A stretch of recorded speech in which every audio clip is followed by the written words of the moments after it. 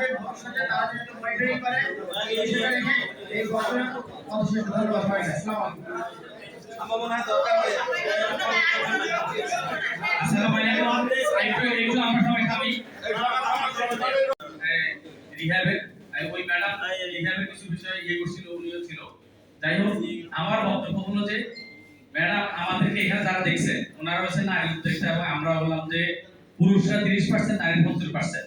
সরকার আমাদেরকে টাকা দেয় মিটিং এ, আমরা ওই ট্রেনিং করে এই নাসিব আমরা চালাই। আমরা বিভিন্ন সংস্থা থেকে টাকা এনে ট্রেনিং করে টাকা চালাই, ওইখান থেকে আমার টাকা আমরা সরকারে দেওয়া আমাদের পক্ষে সম্ভব না। আর আপনি অনেক নির্বাচন দেখেছেন, অনেক নির্বাচন পরিচালনা করেছেন, এই নাসিবের মতো মানে খালি ভিপ কেস আপনি কোথাও দেখেন নাই। আপনি আমাদের অফিসে গিয়ে আপনি নিজে বলছেন অফিস নাই, আপনাকে চাও খাওয়াইতে পারবে না। এখন যদি আপনি বলেন আমি 5000 টাকা করে দিতে হবে, কোনোভাবেই সম্ভব না। আমার বক্তব্য, আমাদের চলমান যে কমিটি আছে ওই কমিটি বহাল রেখে ইলেকশন হবে। অতীতে 3 জন করে যেভাবে সেন্ট্রালি আসছে ওই 3 জন এসে ইলেকশন করবে। এবং এই চাঁদা দেওয়া নেওয়ার বিষয়টা আপনি আপনার কাছে রাখেন না, আমাদের জেলা কমিটি ছেড়ে দেন, আপনি ইলেকশন পরিচালনা করেন।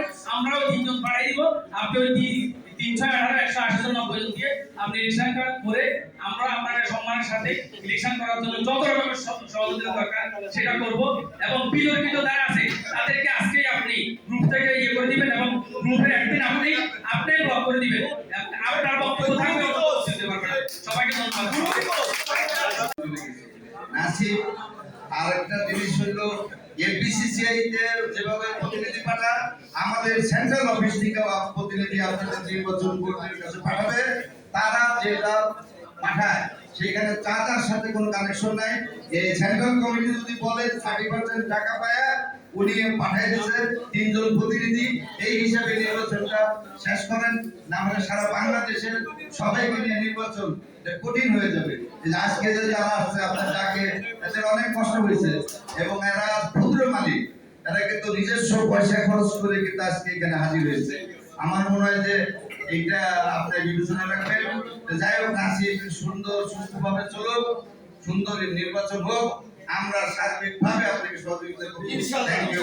আসসালামু আলাইকুম।